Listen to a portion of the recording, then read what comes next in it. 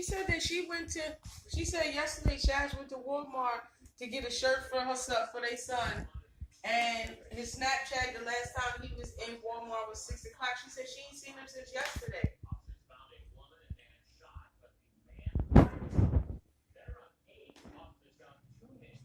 She said she calling his phone, now it's off. Okay, she's not in no hospital.